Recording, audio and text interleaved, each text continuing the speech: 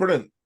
This is our BDPN, our second Zoom and Learn session. So some of you may have attended the previous one we had. We had one last month, which was focused on data analytics. So this time around, kind of more of a data science focus. Hey guys that joining, how we doing? So this time, yeah, it's more data science oriented. We're blessed. Fiifi is, can I say, he's really young, but he's escalated the career path significantly over the last 10 years, and has held down some really good jobs, positions, starting as an analyst and kind of working his way up into a role where he is now as a data scientist for Direct Line. So it made perfect sense for him to give all of us an insight into that trajectory, what it looked like, what it's looked like for him, and what he does on a day-to-day basis, obstacles that he's had to overcome, and his perception of how he sees the data landscape evolving further in the future. So I'm gonna hand over to Fiifi in a minute, and just kind of give you a bit of an insight to anyone who hasn't been part of the BDPN or didn't attend before, or just kind of getting used to who we are.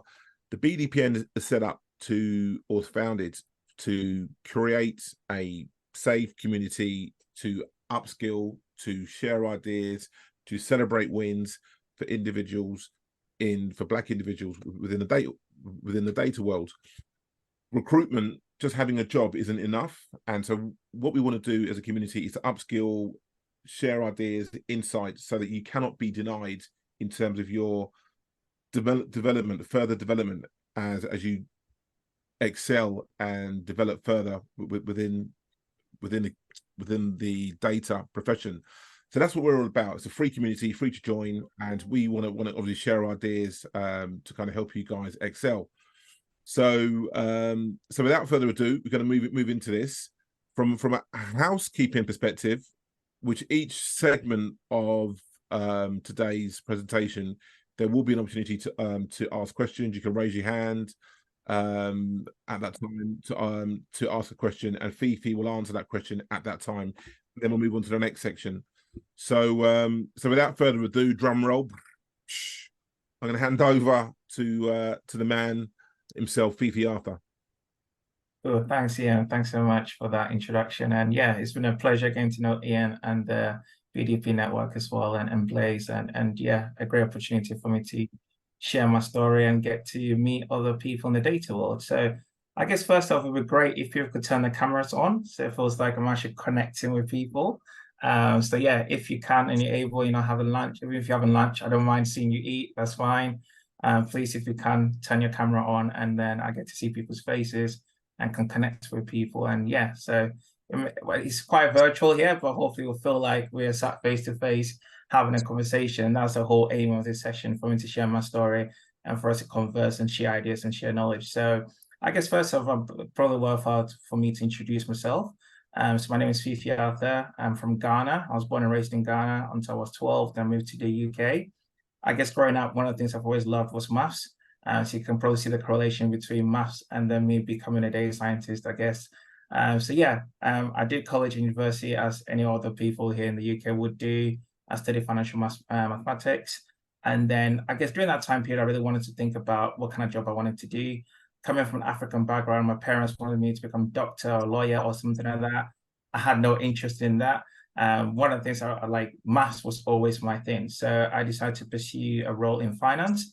Though I didn't want to become a doctor or anything like that, I still wanted to make money. So money is definitely one thing that was on my agenda, but also wanted to kind of do something a bit more practical and applied.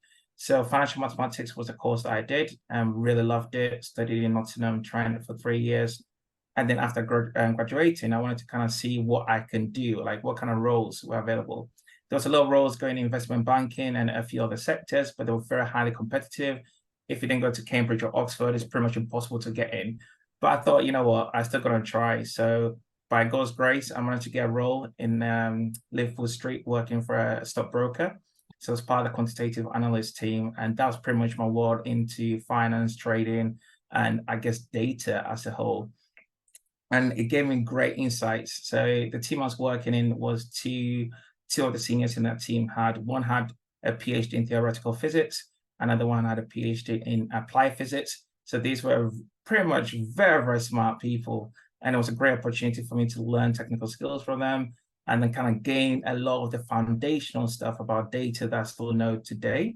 And then from then, I guess my career has kind of really progressed to where I've kind of been in consulting, led large teams, about maybe 15 to 20 data scientists, delivering projects on large scale for the UK government, all the way to working at Sky and media and trying to build marketing models, all the way to insurance and building fraud models in insurance and credit risk as well. So I've pretty much done data science in a lot of different industry within the financial sector, fashion, government, and so on and so forth.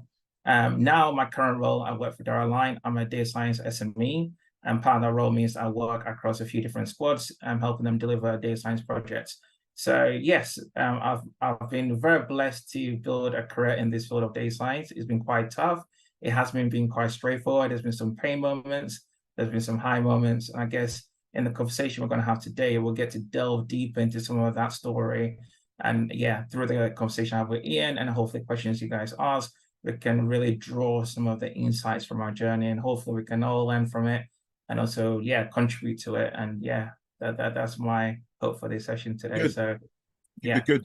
Thanks a lot for that. Thanks a lot for that. So let's without further ado, let's gonna dive into it. Let's start trying to unravel how you got to where you are and some of the key components that have made that happen. So that transition into data science, I mean, how and why, what triggered that? Yeah, it's a very good question. So as I kind of said in my story, initially I wanted to be an investment banker. So when I started my career working for the trading firm in the city of London, I was going to pursue my CFA, which was Chartered Financial Accounting qualification. I can't remember what it actually stands for now, but essentially it's a gateway to kind of go into investment banking.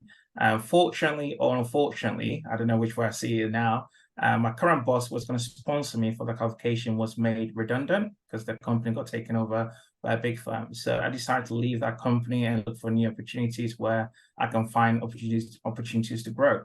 So I joined a company called BA Systems, and at this point in time, data science was a big buzzword. It was being talked about quite heavily. I guess coming from an analyst background, a lot of the stuff I'd done, I wouldn't really call like heavy data science because I wasn't using Python or building like any kind of models at this point, but it was still quite close to what data scientists do day to day. So having a chat with the head of data science or the chief data science officer at this particular company, it kind of gave me a bit of insight to what data science was. So like told me one of the programming languages to learn was Python. I said, what about R? I said, Python is probably the best one to choose. I did a 2-week training course, learned Python, and then actually started building or kind of being a junior on some data science projects. And that's kind of how I started to acquire those skills. So I guess during my time at BA Systems, I kind of heard about what data science was, and I got to meet a few data scientists, and that's what really gave me the passion to pursue it. And from a personal point of view, the work I had done today was challenging from a financial and I guess a little bit technical point of view, but I wanted something that was going to be more challenging technically. So I wanted to really master programming language, really master how to kind of deliver end-to-end project and see how a tool, I see data science as a tool or data science as a tool, to see how this tool can be utilized within organizations to really bring about change and also digital transformation. So that's what really sparked my passion. And then I guess throughout that journey of being at BA Systems, I had to kind of go and acquire the relevant skill set to then be able to kind of work as a data scientist. So yeah, some of the things, go on here. What kind of like so what industries have you seen people transition from into data science? Yeah, I've seen all sorts. I think that in the thing about data science is that it's a tool. So with any tool, any organization can benefit from that. So if you think about healthcare, deep learning models are kind of used to kind of find patients with cancer. It's kind of utilized in fashion industry, for example. There's now AI tools that can help you with measurement of clothes. So there's data scientists is like, you have data scientists in many organizations now. me personally, I had an opportunity to set up a company or a small, I guess I'll call it a side hustle, where I was coaching people to enter the market. So I've helped graduates kind of get into finance or other commercial kind of roles. I've helped people kind of progress into other organizations like AWS as well. So yeah, I've seen and helped data scientists enter a few different sectors. But yeah, nowadays data scientists are everywhere in many other organizations in the Okay. world. So basically, so anyone who's kind of thinking about it, they shouldn't be put off that the area that they're in now, their profession they're in now, or the industry they're in now, they shouldn't be put off of trying to make that transition over. Yeah, definitely. I think the encouragement I would say is that I think that there's probably a few different things. So one is like you gotta be passionate about data science, the actual solving like problems that business care about. You gotta be passionate about that. Two, you gotta really understand the domain or sector that you're going in. So for example, if you want to go into healthcare, you currently work in healthcare, you might be in a certain area that data science isn't applicable, but healthcare is a huge industry. You might be able to find somewhere else that is applicable. And I think the way to make that transition is to really understand one, what are the technical skill set required and what are the business problems in that area that they need solving, and can you match your technical skill set to solve that problem? So Right. I think Okay. that's a Cool. key thing. If you apply that principle, many sectors you'll be able to find opportunities to apply your skill set as a Okay. data Good. scientist. Brilliant. So, has anybody got any questions right now before we move on to the next segment? Anybody raise their hand or unmute themselves and I had a question, if that's all right. yeah, go for it. Fiifi, you said you had you had a business, or you had a company that helped people upskill. Yeah. I was just wondering what that was and if that was still going. Yeah, so it was so essentially how it kind of came about is that data science at this point in time, 2017, 16, previously when I was entering the market, only PhD students were pretty much given an opportunity to enter data science. So I thought that that wasn't really fair. So I set up a small, it wasn't really an official company, it was more of a side hustle. So I was on Instagram, I was writing a lot of blogs, and I think I got customers through Instagram. And essentially, it was teaching people the technical skill set, whether it was Python, and running them through projects, and also preparing them for interviews. So I did a lot of interview prep with people and helping people tackle case studies and interview questions you'll get in data science. Unfortunately, I became quite busy as my career grew. I had less and less time to keep that going. So fortunately, I shut that down. But today, I still kind of mentor students or graduates or young professionals to kind of progress in their field. And that's on a one-to-one basis. And that's more of a mentoring scheme that I kind of deal with a few people that are keen and passionate. So I don't know how to run anything official at the moment. Yeah.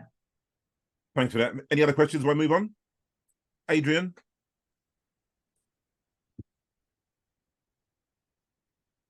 Adrian, you've got a question? Can you hear me? Yeah. Okay, great. Yeah. Sorry, my headphones are playing up. So what I wanted to ask was, you worked with a few government organizations. Did you find that predominantly they used R rather than Python, or was it a bit of both, really? I think it's a bit of both. I think most organizations that, so probably one thing I want to mention is the maturity of the data science, at whichever company you find yourself. So I think most places I've worked, well, by God's grace, have been quite mature. So when we talk about mature data science, you kind of put in models in production. And technically, Python is able to handle a lot more than R can do.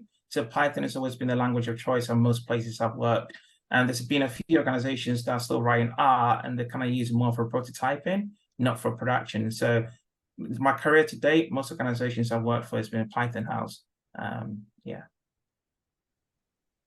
One more, anyone before we move on to the next stage? Anyone else, real quick? Cool. Okay, fine. So let's kind of move on. So I've got some more questions for you, Fiifi. So overcoming challenges, I mean, like race, being black, I mean, have you avoided any challenges? I doubt you've avoided any, but I mean, what challenges can you share that are based on your ethnicity? Yeah, definitely. And I think that it's a very poignant question. I think it's definitely worth talking about. Yeah, I'm not gonna lie, I'm black, and in the workplace, especially within UK, majority of people you're gonna work with are Caucasian. Majority of people in the senior management are going to be Caucasian as well. So kind of like find a way to bridge that gap and kind of really be understood by them can be quite challenging. I'll definitely say my race and my culture as well has been sometimes a bit of a blocker to kind of really progress in my career. So maybe there's a few examples I want to draw on. So I, for example, do not drink. I'm not a big fan of alcohol, but in the British culture, social events where a lot sometimes business deals are done or relationships are formed is going to the pub. Even till this day, that is still the same case. Now, I'm not a big fan of going to the pub. It's not what I think about during the Friday night or after work. But you find ways to kind of bridge that gap. And if you don't really turn up to some of these social events, you're not getting time to kind of spend time with the bosses, you're not building a relationship, you're not really being favored in the workplace. And let's be honest, that does happen in the workplace. Like how your boss or senior management view you has a huge impact on your career. And if you're not available or not really turn up to some of the social events, yeah, it can be a blocker. So that's one example that was straight there that can be. Well, how did you do that? And so how did you overcome that? So that was obviously must have been a bit of a concern for you, thinking, well, look, oh my God, I don't drink. I want to, excel to the next stage in this company. So what did you do? How did you overcome that if that was an issue? Yeah. So it's probably one thing I still probably find challenging today. So one thing I try and do is that when it's a big social gathering like Christmas party or something else, I will turn up. I'll probably just order Coke from the bar. I will try and socialize as much as possible.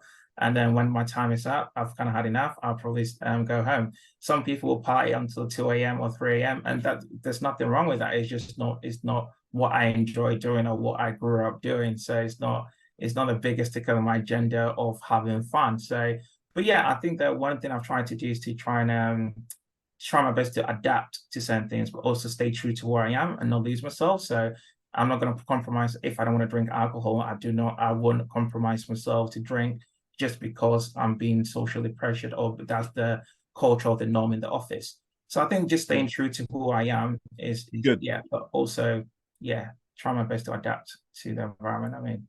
Okay, cool. So any other challenges racially that kind of like have been that you've overcome? Yeah, definitely. I think that when you're the only Black person in the workplace or the Black person on senior management, it can be very challenging because essentially sometimes you're viewed as not intelligent. I think being Black has so many kind of like perspective or prejudgment attached to that. So like I remember one time I wrote a company blog regarding when George Floyd died. I raised an issue with my company because the way they tackled it I didn't really find that to be appropriate. So I challenged my CEO, had a conversation with him. He kind of realized that actually there's more we could do here. I wrote a blog and it went out to the company and people were a bit shocked by that. I didn't hold back on my words. I told them what I thought and it was kind of semi-well received. But I remember one executive on the board kind of going to me, oh, Fiifi, I've always knew that you're very articulate and you're very good with numbers, because I was a data scientist and I led the data science team, but he was a little bit shocked at how well written I was, that I was able to write a very well written article on a blog. And I think he meant that as a compliment, but it's just how he delivers that. And so it just, you have these little encounters where you're being prejudged and you're almost like, would they have said that to a Caucasian person? Or is that the fact that I'm Black? So all of these things can be kind of challenges and they kind of leave little wounds on you, like little stabs. And it can sometimes make you doubt yourself or kind of be self-conscious about certain things. But I've kind of learned over time to overlook it and sometimes seeing that as they're trying their best to get to know, understand who I am or my race, or they're just sometimes a little bit ignorant, but also, yeah, ignorant is bliss. Sometimes they've never encountered a Black person before, never worked with a Black person before. I might be their very first. So I try and turn these opportunities as opportunities for me to educate people about my race, who I am, and capabilities of other Black people out there. So yeah. Okay, cool, superb. Any questions from anybody real quick before we move on? I think I've got a hand up. Yeah, I've got a question if that's okay. Yeah, go for it.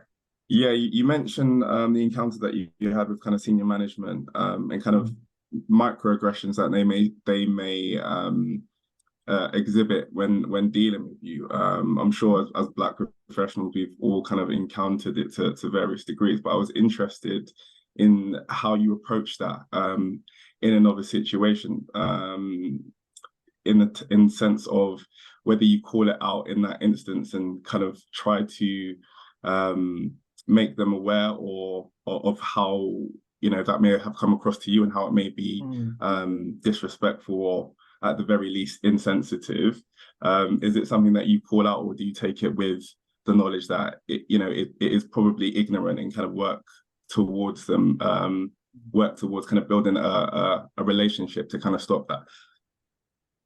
I think that's a very good question, and I'm going to answer as honestly as I can. So yeah, and yeah, let me think about it. So in that particular scenario, I didn't call it out. So the person who kind of said this word was a sponsor of mine. So I kind of knew they had a good intentions and good heart, and it was probably a little bit of ignorance on his side, per se. But there's another scenario that kind of happened as well when I was at school growing up, where I just moved from Ghana to UK, and I wrote an essay, I think it was in geography.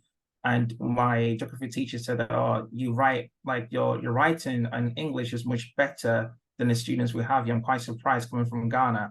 So it was just little comments like that. And I think that over time, I'm kind of becoming more bold to kind of question it. In those scenarios, I do not question it, because I guess the first thing, I'm trying to understand the comment. And also, I don't really understand. Sometimes those microaggressions don't hit me straight away. It's only later when I go and actually think about the words they said, and actually think of the context in which it's being said, do I realize actually that was the appropriate thing to say. Like, I'll give you another example. I hired someone into my team, and at this particular point in time, I was the third or fourth Black person in the company. And in the particular team department I was in, I was only Black person, but I hired someone else who was Black, who was going to be my senior in the team. And I had a comment from someone, I've just hired my mate and my friend to kind of join the company. Whereas this person was very underpaid somewhere else, who brought him as a senior. And the other reason we can afford him was because he was being underpaid.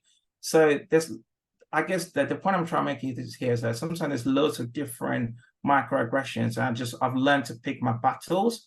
Now, if there's someone I have a relationship with, like there's been people where I'll be able to build a professional relationship, but also a personal relationship where I know we can have that level of detailed conversation where I can correct them. But sometimes when it's senior management, I would challenge them, but I'll be quite cautious on where I draw the line.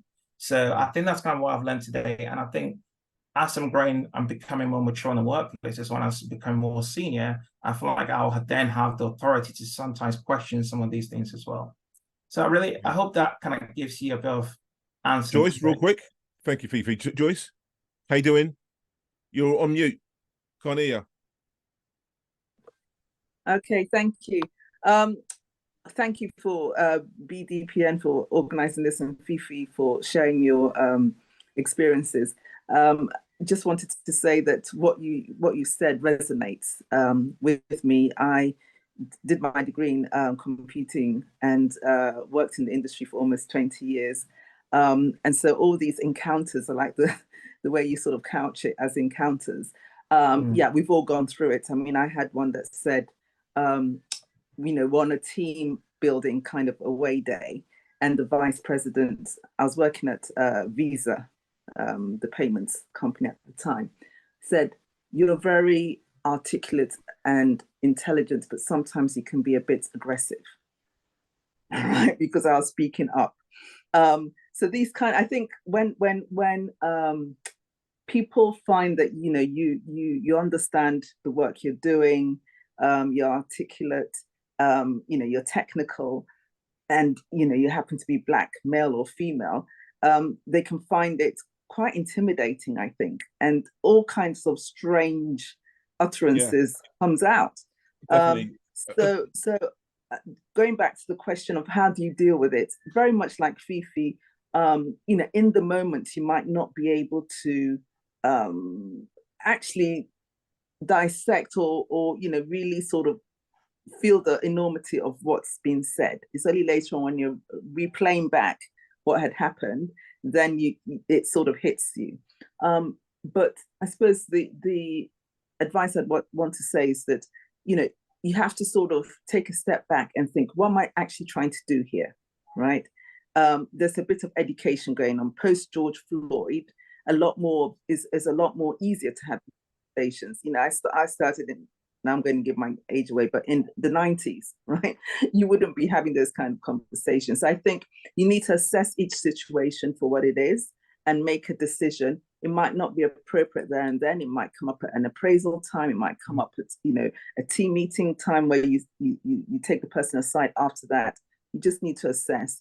And, you know, Fiifi said, choose your battles. But yeah, I just wanted to say thank you to Fiifi and to BDPN. I have to go, but I'm going to replay the recording afterwards.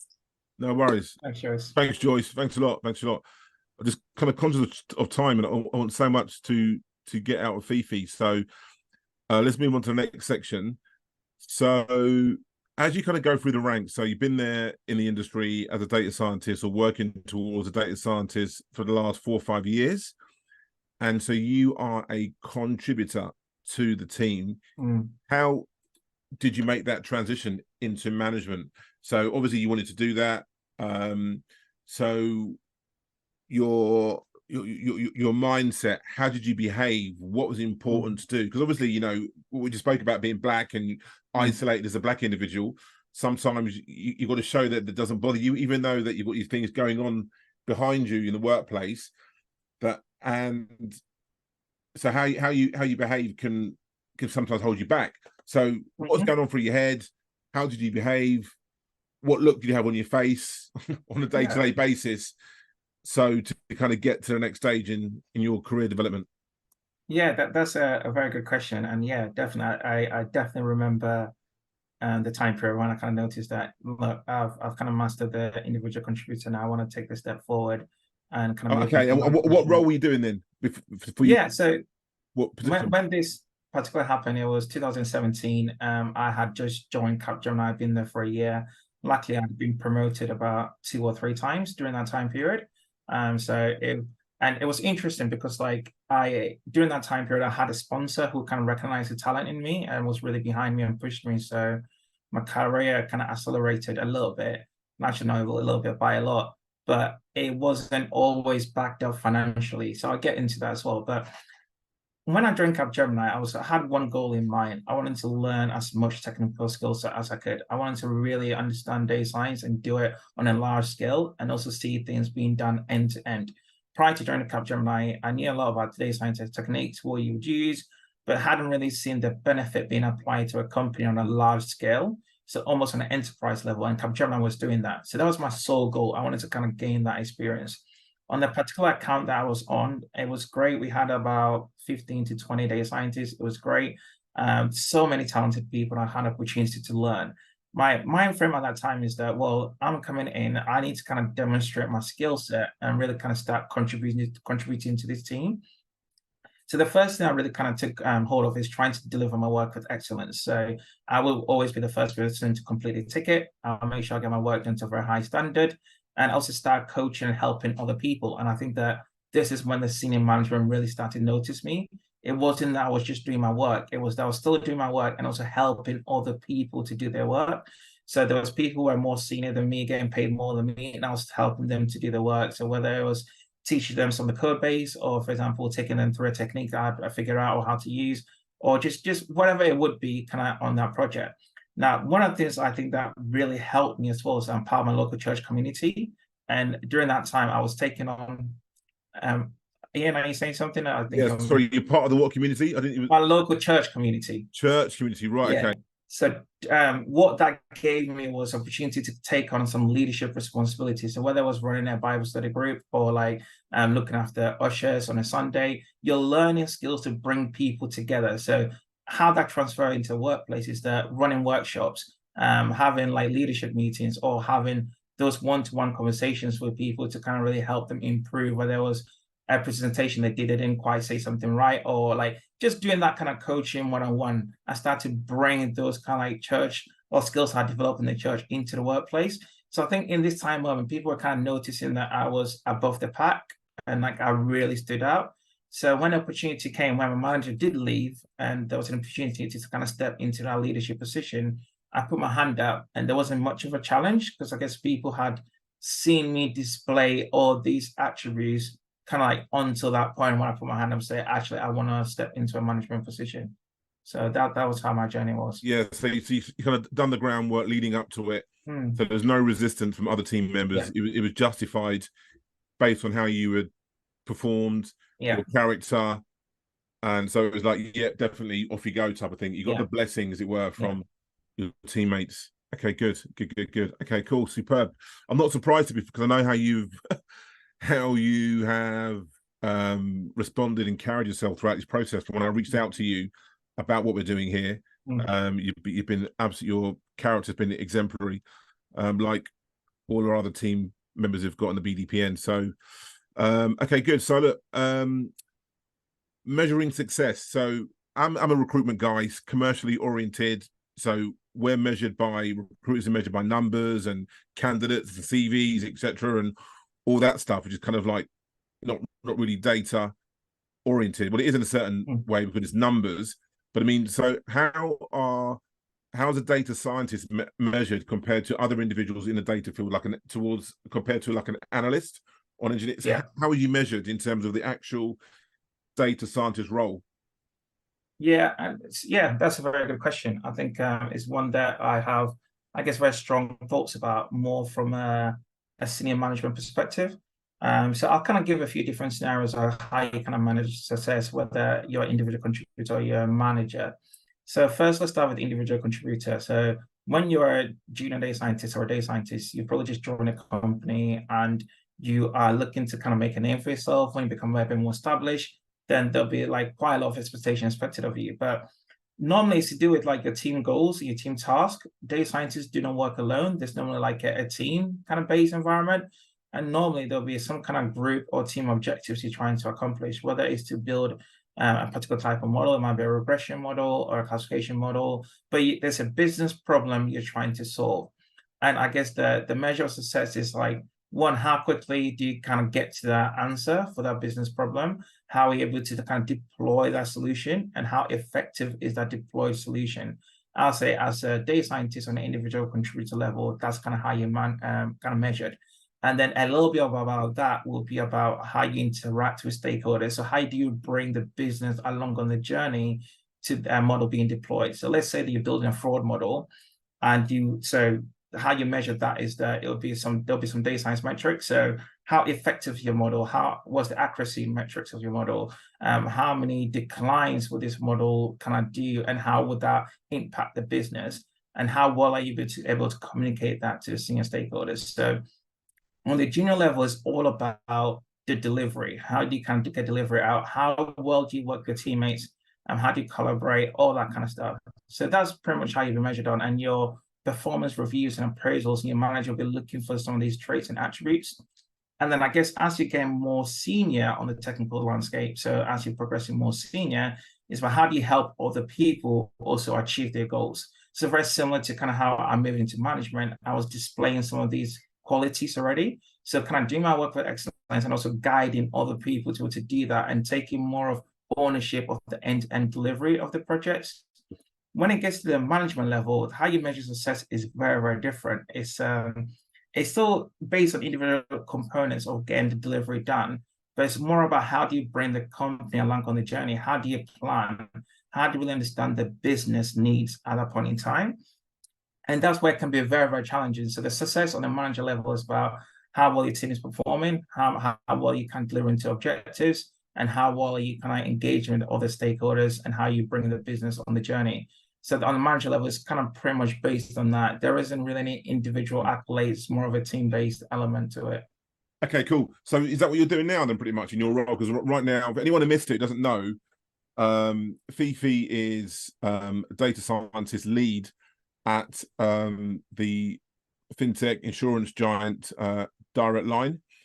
So in the role you're in now, are a lot of those components in terms of mentoring, helping your team achieve its goals? I imagine it's a massive company, so yeah, I can't imagine how many data scientists you've got there. So I mean, is your time spread thinly across that?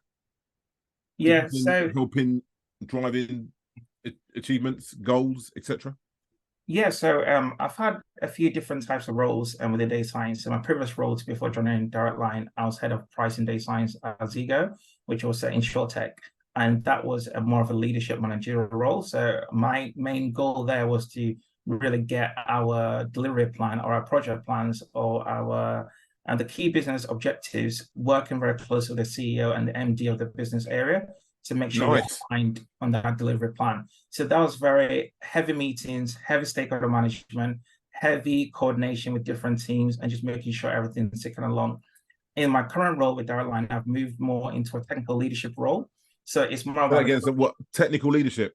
Yeah, technical leadership role. So my role is more about kind of like making sure that we're delivering things end to end as quickly as possible, and really coaching and mentoring the people to acquire those skill set as well, and also contribute to the planning. So I've kind of stepped away from the people management bit, but I'm doing everything else in conjunction with that, and also helping the delivery. So it's a slightly different role. It's still a very senior role, but it's more technical focused rather than managerial and people focused. But I think I like the mixture of the two. I like having kind of putting my manager hat on and kind of really being people focused, and also putting my technical delivery hat on and being very much how do we get this thing done as quickly as possible. Okay, cool. So, I've got one question. Then Adrian, I know you got your hand up.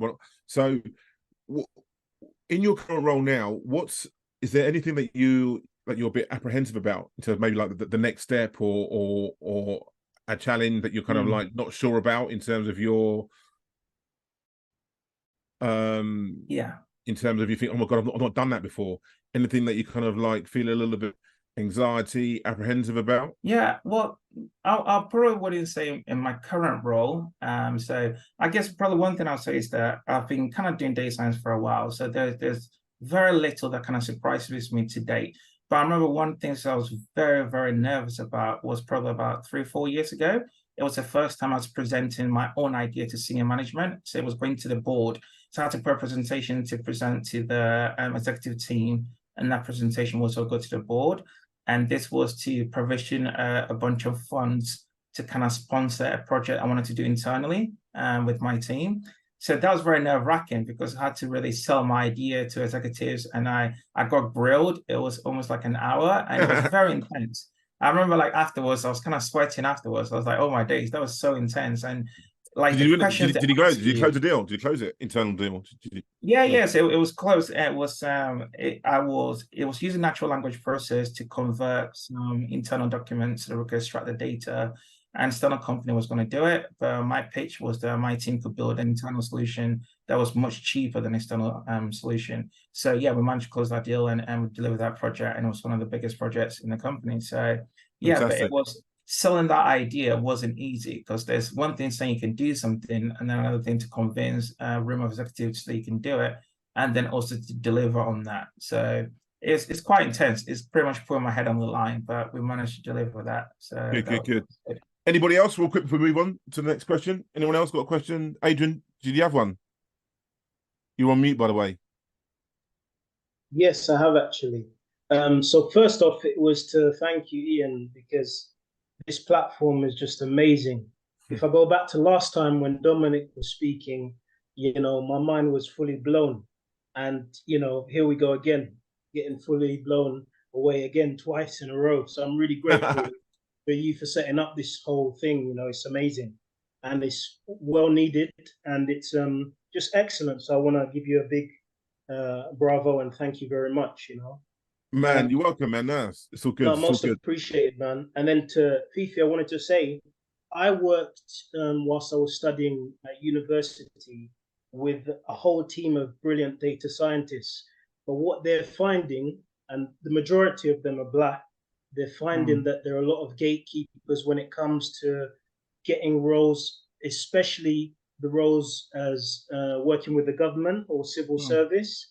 So I don't know if you have like a roadmap to kind of circumvent these gatekeepers, because the people are fully qualified, they've got their expertise, but they're finding that it's rejection after rejection after rejection, and sometimes the rejections don't make any sense. Oh my gosh, Adrian, this is exactly why the BDPN has been set up. I mean, honestly, I've set this up to upskill any Black data professional as much as I can, to share all of us to help each other out. so that we cannot be denied. So we cannot be. So when we're going for a role, that we've got every single box ticked and checked, we're covered, and so we're positioning ourselves that we cannot be denied, because there's no reason for us to be keep repetitively being rejected. So upskilling and also having confidence within ourselves, not just with the technical skills, but also with communication skills, being able to talk about our successes, doing what Fiifi did, so you got the confidence to be able to talk about your ideas, about what you want to achieve. Because I know, for speaking to candidates, when they're subjected to repetitive rejection, they lose confidence in themselves, and they're not able to be the best person they want to be. They're not able to be who they want to be, and I think that's wrong. And so again, it's about being prepared to your best, being upskilled, and having that confidence and support of a community, so that you're able to be the best version of yourself when you're going for these positions. Because you're absolutely right, individuals are repeatedly rejected, and that's what motivated me to say, look, you know what, enough's enough. Recruitment isn't enough. It's what goes behind the scenes that's going to best prepare us, all of you, and beyond, to be the better versions of yourself, so you can achieve your goals. Do you know what I mean? So that's what I want to do. And so it's a great question. It's a great question. So you know what I mean? Fiifi, over to you. What do you think about this?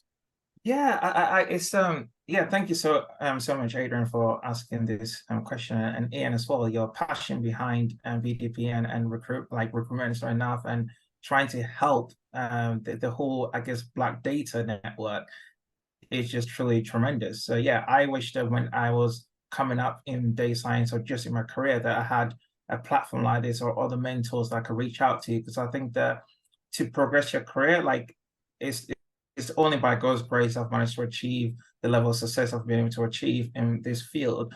But I can think of the few sponsors who have really helped me, and who have kind of really put their names and like, look, no, this guy deserves a promotion. No, this guy deserves a salary. We need to pay him. And without that, I just wouldn't be where I am today. So, but in terms of your specific question regarding people being rejected, or particularly the civil servant kind of data science positions they're going for and being rejected, is sometimes these things are quite hard to answer. I always don't like to play the race card too much. The reason being is that, like, in the workplace, it's a team environment, and people kind of hire the right culture for their teams. Now, if the culture is predominantly white or Caucasian, a Black person might not always fit in there. Now, I'm not saying that that's the right approach, but being realistic, like, I know lots of different environments I'm in where people just choose different, or people choose the person who's most likely to fit in with what they do. So that's always going to happen. Now, the approach I take is that I'm trying to make myself as refined as possible to be the best possible candidate I can, so that when I'm in front of that recruiter, they know that if they don't hire me, they are missing something in their team. So that's kind of approach. So with that, everything is in my control. Like, whether someone likes me or not, or whether the color of my skin, that's not within my control. I can only control what's within my control. So all the things that Ian said, like being really prepared for the interview, so knowing the company really well, understanding the business problems, like knowing how your experience and skill set matches up. And so one of the things I've noticed within our ethnic minorities, that we're not very good at selling ourselves. I know Caucasian, other groups of friends who sell in interviews, sell that they've done 100 million things of what they haven't done. Some of these things are white lies. Yeah, I'm not saying we should do that. I'm not saying we should like bend the truth to kind of get the role you want. That's not what I'm saying. But being able to sell yourself is a skill. And I don't think we should be shy of that. So singing about your praises in interviews, or what you've achieved, we shouldn't shy away from that, because those are the things that really connect with the hiring manager, and they can really understand what they're gaining by hiring you. Because sometimes you might have all the technical skill set, but it's that level above it that really kind of sells you to that role as well, along with all the other skills like your communication and everything else in between that as well. So I hope that helps. Thank you. Yeah, thanks for that, Fiifi. Brilliant insight. Adrian, go for it.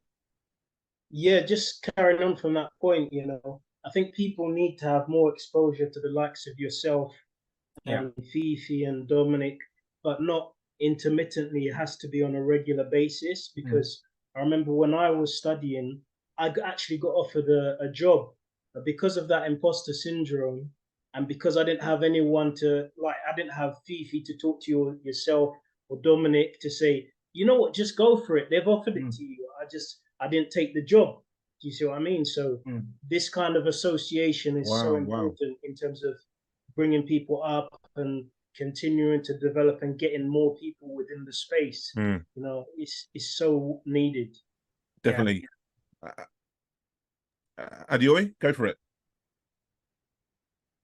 You're on mute, by the way.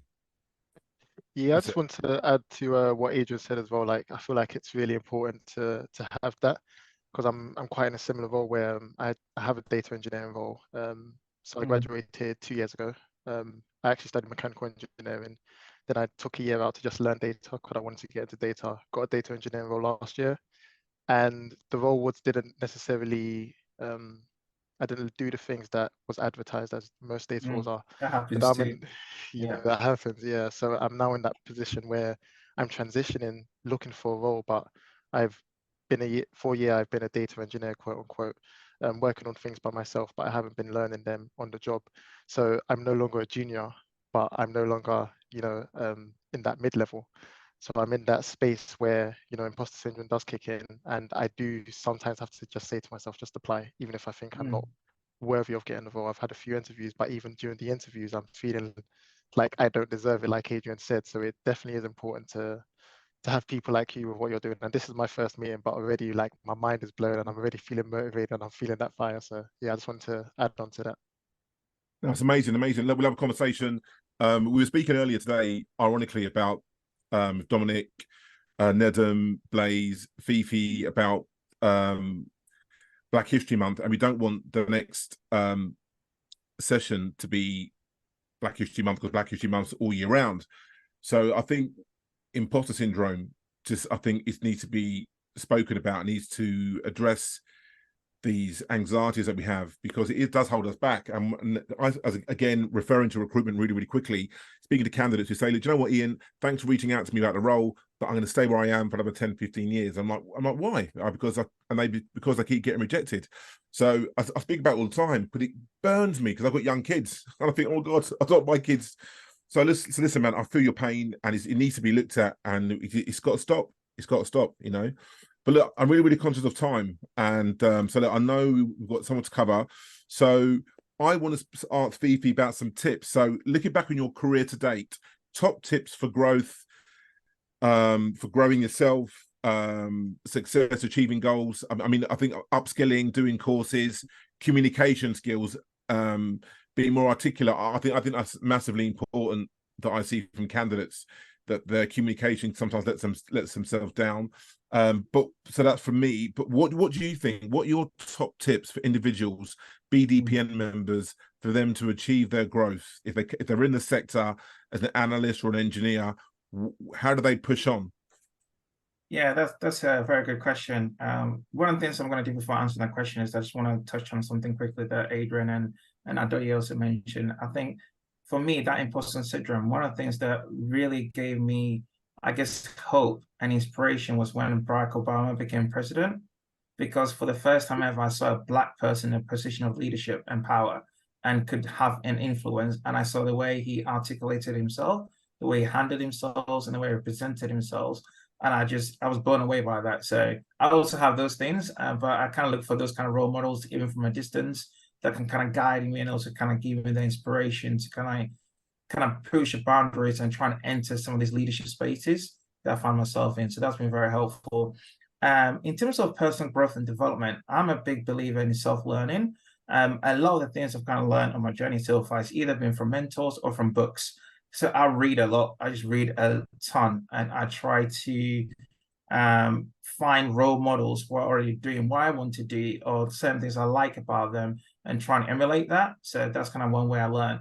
But one of the things that I've really focused on is my communication skills. So as you become more senior, as you kind of start, I guess, hanging out with the executive crowd, or kind of becoming part of the standing leadership team, being able to communicate your ideas and being able to be able to condense information in a manner that people can understand. For example, one time I prepared a 40 minutes presentation, and then I went to a meeting with a senior stakeholder, and they said, oh, we had 10 minutes. So straight away, that presentation is out the window. So I had to be able to come up with something on the fly, convey the message I wanted to do, hit the key highlights and points, and extract the information, or extract the buy-in I need from him in 10 minutes. So it's just like little things like that, being able to think on the fly. So I think in terms of that whole personal development, one, find mentors that you can learn from, find people who are already doing what you want to do, they can learn from, read.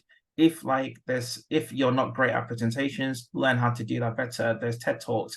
If your writing skills is not great, if your test skills is not great, there's so much resource available to us now to upskill that if there's something you're not confident in or don't have the skill set in, you can find resources to upskill in. And the other thing about growth is that say yes a lot to different challenges. So in a team, for example, if the leaders are aware, oh, does someone want to give an update to the team meeting, put your hand out. Any opportunities you get to kind of like put yourself in uncomfortable scenarios, that's the best way to learn. And when you get the real life experience, real life practice, and look out for your teams. And if not, speak to your leaders or your managers or people you're working with at the moment, like for opportunities to always kind of upskill, because sometimes we might be looking for a promotion, but what you actually need is demonstrate the skills before you can get a promotion. And also anything you're learning or doing your current role, you can leverage that in a different role. So for example, one time I remember I put my hand up for loads of things, got a lot of skill set, they wouldn't pay me where I'm at. I took my skills for somewhere else and got the money that I wanted. So there's ways to kind of leverage opportunities that you have. So I'll probably say that's my biggest learning tip is like, yeah, those things I've mentioned there, find mentors, upskill yourself, and yeah, just any areas of weakness, try and develop in those areas as well. Sure. Anna, do you want to chip in? Question? You're on mute, by the way. I had a question. I just wanted to ask, so someone like me, I did international relations in my undergrad, and at the moment I work at Vitality as a customer operations officer. And I've been wanting to be a data analyst for like 2 years now. And all I keep doing is just looking at so many different resources. I don't really know where to start. So like I have other people telling me to do the Google data analytics course thing. And someone at my workplace that's in the data, I think he's a data scientist or data engineer. He told me to go on Pluralsight, which I am on now. But I don't really know where to begin because I've never done it before. So, and it's just a bit overwhelming because there's just so many resources out there. I'm not sure where to start and how to like continue, because I'm also going to be honest, I don't have money to go and be paying anybody in school. I have to learn it by myself. But where do I begin? That's the problem. Yeah, I think where you probably find yourself is quite challenging. I think that when I set up my data coaching business, that's where I tend to find a lot of people are trying to transition. So I remember, for example, last year, I took on a client who was working in customer operations as well, and kind of wanted to move into data science. And at that particular time, this person was doing 2 jobs to try and pay the bills. So it was just crazy hours this person was working. My kind of answer to this is like, you almost need to kind of find someone who can guide you to create a plan, because you kind of need a plan. And what I mean by a plan is that to kind of get into a data analyst role, you need to first understand the skill set required. What does the day-to-day look like for a data analyst? And this applies to a data scientist or a data engineer. What type of jobs do they do? And what kind of business questions are they trying to answer? Because the key thing is about how do you sell yourself to a hiring manager for them to give you an opportunity. That's all you need. So if you're able to convey yourself in that interview room, that you have the skill set for that job, hopefully, like you should get that job. So like when you're doing on Pluralsight, for example, is a great, there's so many different resources now. So I think that instead of like wondering about too many different resources, sometimes some are better than others, but I think majority of them would teach you like SQL or potentially some Python stuff. You might learn some data visualization stuff as well. All these things are tools and they're great, but when you get to interview room, it's all about projects. So you probably want to find some capstone projects that you can do. So let's say that you are interested in working in finance and you might want to do some analysis. So for example, when I was a data analyst, I had to do financial reporting for the the group financial controller. And some of the things we're interested in was that how our regions performing trade-wise. So how do you convey that storytelling of like this analysis you've done in a project and here are the outcomes? Because I think a lot of time when I speak to prospective students, they're not really great at communicating the outcomes of the analysis. So they learn a lot of technical skill set, but can't convey what does that mean for the business. So I think that there's a lot there to unpack. But one thing I'll say is you probably need to find someone who can help you to create a plan, a learning plan that you can then try to start approaching for interviews. Cool. And I have to interject there because I know the conscious of people's dinner hours, lunch times. But yeah, and Anna, to pick the one you're on, pick one, and go for it. And but also as well on the BDPN website, thebdpn.com, the last on the website we've got like previous events, etc. Have a look around. And the last Zoom and Learn the session we did with Dominic, who's in the room today. Hey Dominic. He's himself and Nedham spoke really well about getting into data analytics. So watch that, zip through that, watch that. That'll give you some insights to how you can do that. So yeah, definitely do that. I think, and then we've got Adrian, Ian, I think in person meet up to liaise with you. Yeah, so we've got in-person meetup. So we've got the BDPN live event. Yeah, exactly. Blaze has put the link in below. So it's free to attend. Oh, yeah, I've already signed up for this. Yeah, so that's the 21st, it's Thursday, the 21st of September, 6 p.m. to 8:30, whatever it is. And that's at the Salesforce building, Southwark. So come on, register for that. It's free. Come along to, hospitality. We've got some great speakers, some influential Black data leaders. We've also got some CEOs, etc., from some white individuals who want to be more inclusive and diverse in their employment. We've got Frank Group Recruitment talking about jobs, working with them, other stuff going on there. So the Thursday 21st, that's a date for the diary. Adioy, over to you, buddy. You got a question for the Fiifi? Yeah, or just a quick question. So you mentioned that you're into self-development and that you read quite a few books. So I was just wondering if you have any recommendations for books, whether that's helped you in your data field, whether it's directly linked to data or whether it's helped you, indirectly in terms of confidence or, something of that nature. Yeah, that's a very good question. So a lot of the books that I read is more to do with management and people rather than technical skills. I think that with technical skills, I prefer sites like Pluralsight or Code Academy or those kind of platforms to kind of learn the technical skill set. But like, there's probably two books that I recommend. So one of them is Talk Like TED, which is about communication skills and how to present ideas. I think that's a very powerful book. And then another book that I read last year that was very helpful in my leadership journey was 5 Dysfunctions of a Team, which talks about spotting dysfunctions in a team and how as a leader, you can bring people together better to kind of achieve business results. And then there was another one that I'll probably recommend. I can't remember the name of it, but the author is Michael Dell. He owns Dell Corporation. So Dell is a huge company. I think is Playing Nice to Win or something like that. I can't remember the title of it, but if you Google the book, and then probably one other thing I would recommend as a final one is a Netflix culture book. Netflix, their CEO wrote a book about the culture, and it's such a fascinating read to kind of learn about how tech giant like Netflix kind of operate and some of the culture principles they applied. So yeah, hopefully those are some good reads. Wonderful. Look, there's an absolute legendary data scientist, engineer, another guru in the room with us today, Sebastian Abita. So Sebastian, great and glad you joined us today. You've got your hand up, so can I welcome you to the floor, please? Please unmute yourself. Hi, Len. Can you hear me? Yep. How you doing, buddy? I'm doing great. Thanks to be here. I don't want to take time. I have a lot of things to respond to, but I'll definitely be on the 21st event. So I will just want us to be there so we can have more time to discuss about it. Just to touch on the last question as regards to where to start, the point is this is the challenge everyone faces at the moment, more especially when you want to get into the field. But this is what I keep saying. In the next 5 to 10 years from now, data analytics skill set will become a soft skill. So if you're trying to navigate between learning the tools, like you said, you're in Pluralsight, it's okay. But what matters there is how do you understand, because assimilation differs. So if you're not understanding what Pluralsight is talking about, move to another side.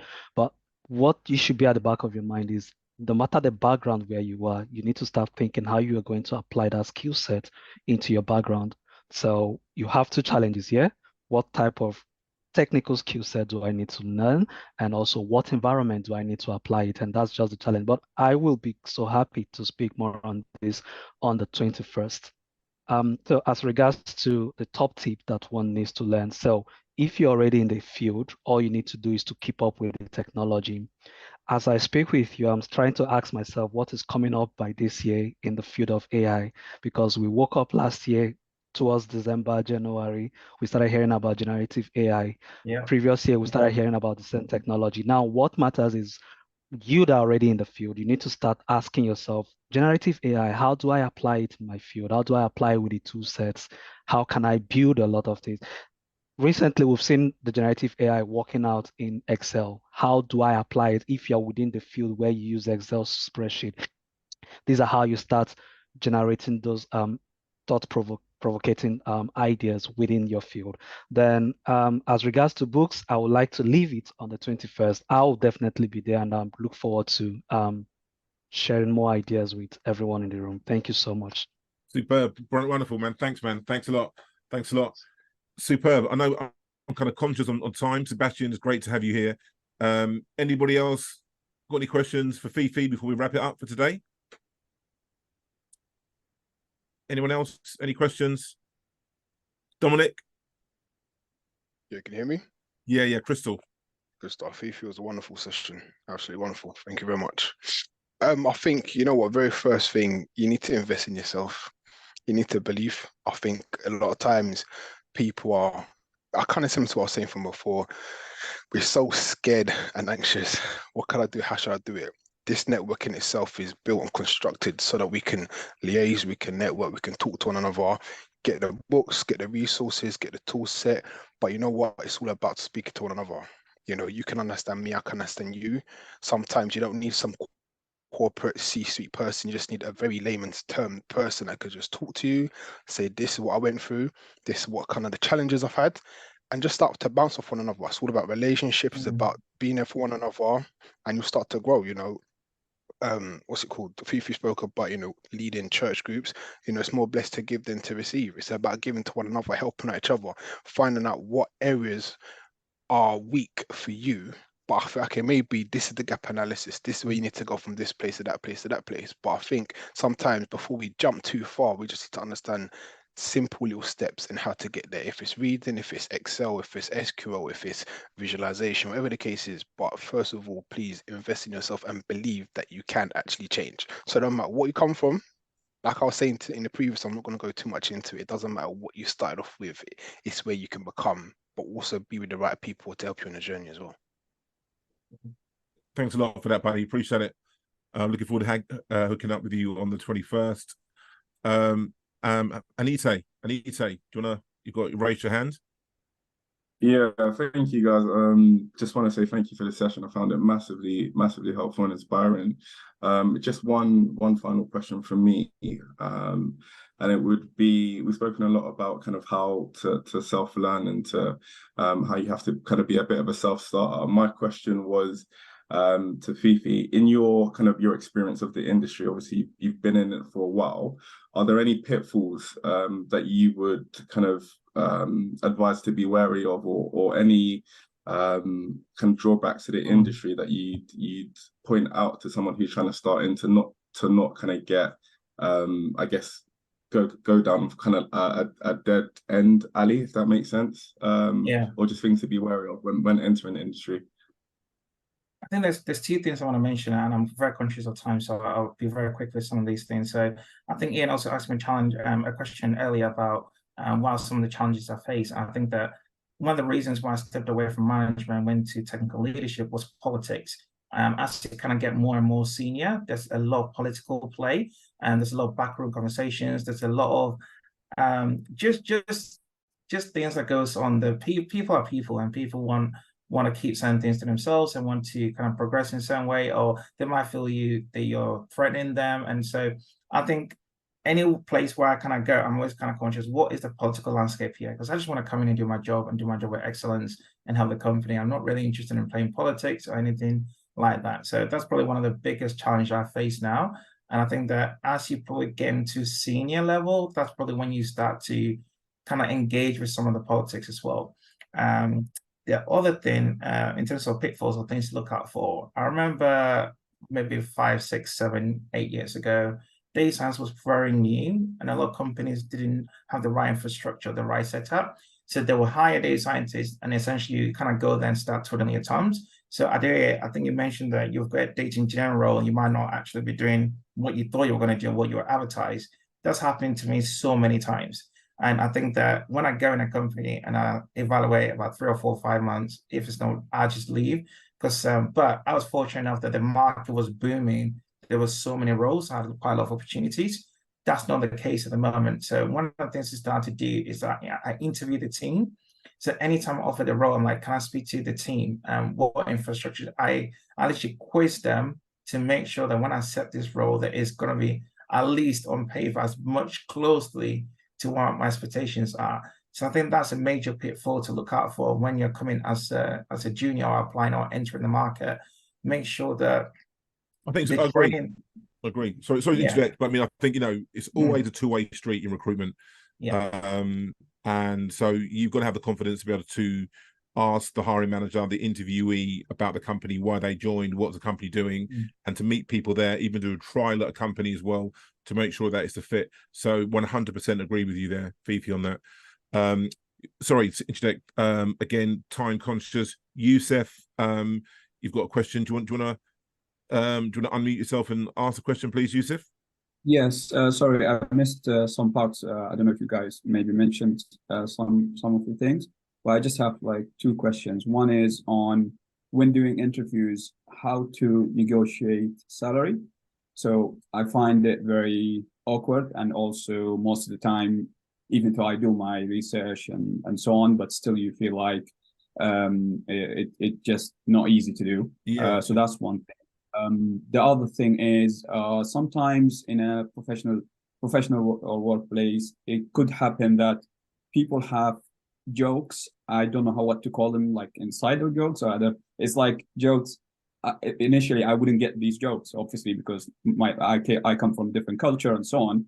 But with time, I do understand these jokes, and when I start replying, it just becomes awkward. So then they stop, obviously, but it's just, I don't know if anybody else came across that kind of situation. Yeah, I That's mean, all. Thank you. So if it isn't you, then don't worry about it. If that isn't you, just be you, do you. And if you after time they tell a joke and you get it, but you're not one of the in crowd, as it were, that would normally comment about the jokes, then just don't comment. Just laugh. Maybe you don't have to feel compelled to contribute to that if it isn't you.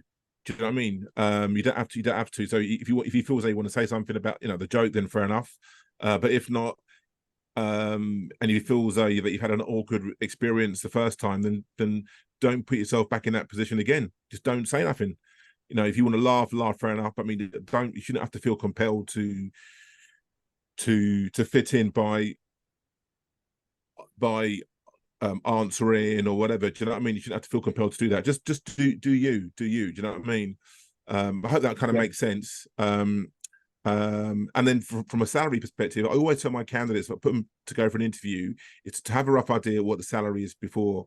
And if I don't find out what a rough ballpark is before, then there's a bit of a question mark there why you should be going for it. You need to have some sort of idea, but never ever ask about any benefits at the first stage interview. You want to kind of wait to the final stage, or if they offer you to get in the offer stage, they should give you an indication of what the salary is going to be, or wait till they offer you the role and then ask them about the salary. But I mean, but never ask at the first stage interview about salary, benefits, holiday, anything like that, because it's sometimes it can be perceived that that's all you're interested in, even though it's really important. All of us want to work for money. But if you want to, maybe you can message me outside of this, and I can talk to you about interview processes and what you can do in more detail. We can have a chat about that this afternoon or tomorrow if you like. But I say to anybody, don't ask about money straight away. Wait to get towards the end of the process.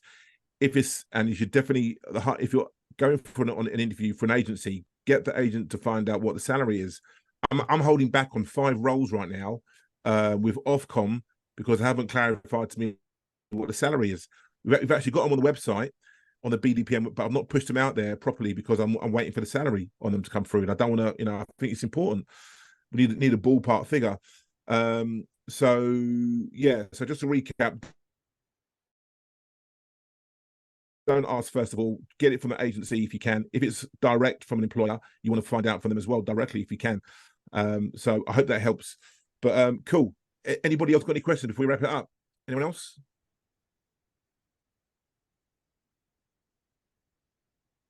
I think we're good to go. We're good to go.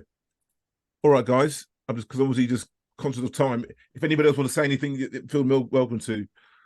Please, what's the BDPN website? So so it's the BDPN.com, the THEBDPN.com. On there, we've got a bit about the values, reason why the BDPN was founded, to make us all the Black data professionals prepared, better versions of themselves, so they cannot be denied. That's what the focus is. On the website, we've got previous Zoom and Learn sessions. We've got day in the life interviews with other Black data professionals about their journey.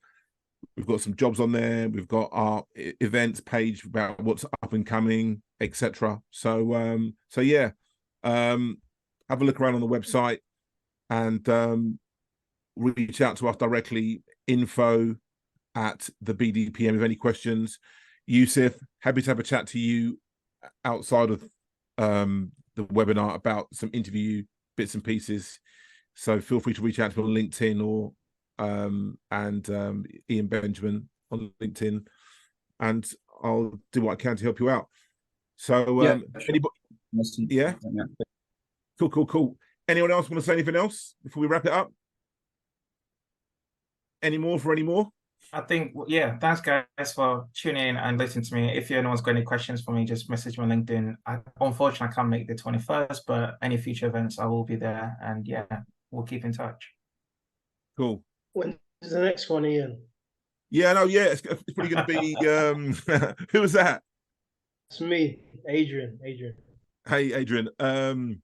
So it's probably going to be next month. I'm leaning towards we need to discuss it internally, not just about me. It's a group decision, team decision. I think we should be looking at imposter syndrome. A lot of individuals struggle with that, and yeah, helping each other out and giving each other, just giving individuals an opportunity to talk about their anxieties, those individual situations where they've felt imposter syndrome, and how we can help prepare them next time. So when they're in a situation again, that they can go somewhere and look at something to help them overcome that, or speak to somebody or whatever, to give them that resource so they don't go through that, because it's a nightmare. I mean, we all go through it. I go through it as well. And we've all got our own mechanisms to help us get out of that situation. So I think something along those, that's what I'm leaning towards.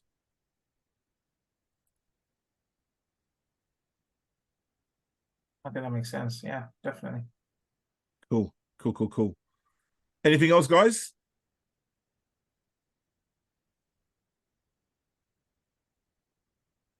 Yeah, Blaze is saying, please just say your ideas. Blaze, do you want to say that, man? Instead of typing it, do you want to say hello and unmute yourself? Hello, everyone. Thank you all for joining today. So any ideas you've got that you'd like us to cover in future sessions, Zoom and Learn sessions, feel free to send us an email at info@thebdpn.com. We're very much happy to receive that and cover that up in the next sessions. Thank you, everyone, for joining today. Thank you all. Superb. See you on the 21st. Just so everyone knows, Blaze is the guy behind the curtain. You put the curtain back and you'll see Blaze. Right? He's a glue. He makes it all stick together. I've got the big mouth, but Blaze is the guy behind the curtain, like the events and marketing person. So thanks a lot, Blaze. I really appreciate it. And thanks to Fiifi, man. You've been amazing. Thank you so much. Really, really valuable nuggets. Because I can't thank you enough. I know this is going to be session number 1 where we get you involved, and it's been great. So so yeah, thanks a lot. All right, everyone, have a great day. Yeah, take care. See you all soon. All right, thank you guys. Thank you, 21st everyone. September. Yeah. Bye.